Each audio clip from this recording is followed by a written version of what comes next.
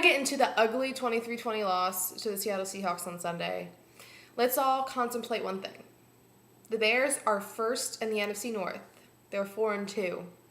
They have a game-and-a-half lead over Green Bay. And thanks to losses by Green Bay and Detroit, the NFC North pretty much looks the same as it did last week, with the exception of Minnesota winning. But they're not the biggest concern right now. The biggest concern is this team. They had a great opportunity to not only get up on the NFC North, but to take a lead in the NFC. There are so many 4-2 teams out there. They had a chance to be the only 5-1 team in the NFC because Atlanta lost to Philadelphia. That's the most disappointing thing. They lost to a team that they should have beaten easily. The Bears are easily a better team than the Seattle Seahawks, and yet they come out with a performance like that. It's very embarrassing, to say the least. They didn't look like they showed up at all for that game.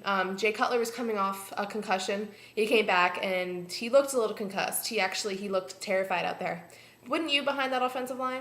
Another disheartening thing was the play of the Bears' defense. I guess I made a mistake expecting the same defense from Carolina, but we all know Carolina was a bad football team. It feels like, I don't know if Julius Peppers got hurt because apparently he was, being walked to the sideline, and there were reports that he had, like a leg injury and then an arm injury, but he played through the entire game. But he wasn't as impactful this week as he had been in all the other weeks. People will say, oh, there's certain times when he takes off during games. I don't know. It could be that, could be injury, whatever. But I know that the Bears defense heavily missed Lance Briggs. You had Brian Ewu filling in for him. And don't get me wrong, Ewu did a fantastic job filling in a weak side linebacker. But Briggs brings a certain energy and a certain excitement to this defense. And it just kind of like, he's like him and Urlacher. Another thing, because him and Urlacher they got like a twin bond thing going on where like they can anticipate they know what the other's going to do. So they go out there and they do their job. So I think the Bears heavily missed Lance Briggs. There are certain issues during this game that really, really irked me, and I'm going to go through a couple of them. First off was wasting timeouts on play call confusion. Basically, there were a couple times, and especially in the second half, they basically blew all their timeouts because they couldn't get the play off. Cutler standing there with his arms in the air. Just call the play. They couldn't get it off. So basically, they wasted those 2 timeouts, which ultimately cost them another shot at the end of the game to perhaps drive down the field, tie it with a field goal, bring this thing into overtime. The Bears' offensive line got worse. No, really it did. The offensive line allowed 6 sacks against Cutler on Seattle. 6 sacks. It brings Cutler's total to 15 in his last quarter and a half of play. His last game and a half of play. 15. And it makes you wonder, because this was such a concern going into the offseason, going into training camp, going into the preseason, regular season. Why didn't the Bears do anything to address this? And it just goes back to, you see it all. Since Jerry Angelo's been here, they have drafted exactly 1 offensive lineman in the draft. That's Chris Williams. 1. He's so concerned with drafting defensive players. It all starts up front, the offensive lineman. I mean, you have the quarterback, but you need an offensive line to protect him or he ain't going to be your quarterback for much longer. Something was pointed out to me by someone I was watching the game with, that they were basically predicting all the plays on offense for the Bears. He was sitting next to me saying, oh, they're going to run the ball here, and then they're going to pass. The predictability on the offensive play calling, it makes you wonder if it's Ron Turner back there, because that's not Mike Martz. It was too predictable. I felt like we were in last season. That really annoyed me, because if a friend of mine can identify that, the Seattle defense sure as hell can as well. Losing the field position battle was a big factor in this game. The Seahawks' average starting position was their own 42-yard line. The Bears, their own 12. And ultimately, we saw this when Cutler got sacked in the end zone for the safety. That could have been a difference right there. Say he didn't get sacked, and basically after Hester ran the pump back towards the end of the game, that they go for 2 and they tie the game up. Missed tackles was a big factor for the Bears defense on Sunday. There were certain points, especially in the end zone, where it was third down. They could have held them to a field goal, and they missed tackles, and ultimately Seattle got into the end zone. I mean, I know this whole Lovie Smith philosophy is to try to tear the ball out of the player's hands, but is it a sin to just tackle him? Seriously? Do you know how many, who knows what the score would have been if they would have just focused on tackling and not ripping the ball out? The big concern coming out of the Seattle game was the Bears' run game, or lack thereof. The Bears ran the ball 12 times. 12 times. I know Mike Martz's offense, he likes to throw the ball, but coming off a game like Carolina where you have over 200 rushing yards, and you see the running back's ability to be able to do that. And it wasn't just running through the line. It was having them run outside. I mean, and screen passes. That's basically where the Bears' run game has flourished. That's like the only evidence of a run game. I'm very surprised that they didn't do that against Seattle, though I fully expect it against Washington. I honestly do, because Martz is getting so much criticism for this. There were a lot of missed scoring opportunities on offense. Several Robbie Gould field goals should have been touchdowns, and then you have the 53-yard field goal Robbie Gould missed at the end of halftime. At the end of the second quarter before halftime. And then you have, perhaps, it's the thing everyone's looking back on. It's when Cutler was sacked on third down, which took them out of field goal range. He was sacked 8 yards. All they needed was to run the ball, and it was a perfect Robbie Gould position. Just run the ball, get fourth down, kick the field goal, tied up.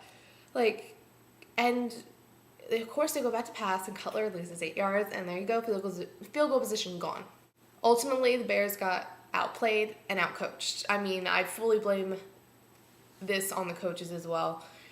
I know Mike Tyson's doing what he can with this offensive line, but it's Mike Martz who we were so impressed by him in that week 2 against Dallas, where he was able to make changes on the fly, and we're wondering where that went. Perhaps one of the only bright spots was Devin Hester's 87-yard punt return that ultimately put the Bears within 3 points. But it wasn't just the return, but it was the significance of the return, in that he tied Brian Mitchell with 13 returns. But ultimately Hester returned a missed field goal and the kickoff in the Super Bowl, which were encountered. So technically Hester has 15. But officially he's tied with Brian Mitchell with 13, and safe to say I think Hester will eclipse that before his career's over. At least I hope so. Washington comes to town on Sunday, and this is perhaps the Bears' biggest game of the season so far. They have a chance. If they can go out and win and improve to 5-2, and then go on their bye week and come into play Buffalo, which should be an easy win, they'll be 6-2. And in this NFC North, which isn't looking as competitive or as flourishing as we thought it would be, they probably need a few more wins in this tough stretch of the schedule afterwards to win the division. One of the minor stories is Rex Grossman returning to Chicago. Yes, he is backing up Donovan McNabb, but I'm calling a lot of boos to be thrown at Rex. I feel like I was the only Rex supporter. I didn't think he got a fair shake in Chicago. He had one full starting year. One full starting season, that's it. He was plagued by injuries, and he did get this team to a Super Bowl. He helped a lot. For those doubters who say he didn't, he did. It was everybody. The Bears' offense was dominant in that first part of 2006, and they got them there. Then the defense and special teams started taking over. Okay, that was my Rex rant. So this Washington game, it's dire. You have Mike Shanahan coming back coaching this. It's a rejuvenated Redskins. They almost beat Indianapolis, and they beat Green Bay.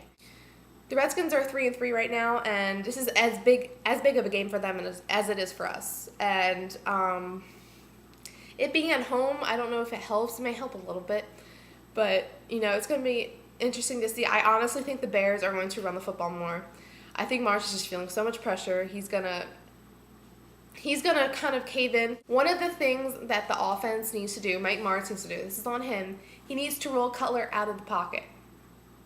Because you look at his statistics when he is on the move versus when he's stuck in the pocket, and they are dramatically different, favoring when he's running out of the pocket. He's moving out of the pocket. And when you have someone like Mike Shanahan, who helped basically mold Cutler into the quarterback he is, and knows every flaw, every fine detail, I mean, It's he kind of knows how to game plan against him. He's gonna be and I mean with this offensive line, it's not hard. They're gonna blitz. They're gonna blitz a lot. And Cutler even said we expect blitz. You should expect blitz. But I mean, I think it's surprising that they haven't rolled him out more, because when they did, then they retracted from it, and you wonder why, because he's had success.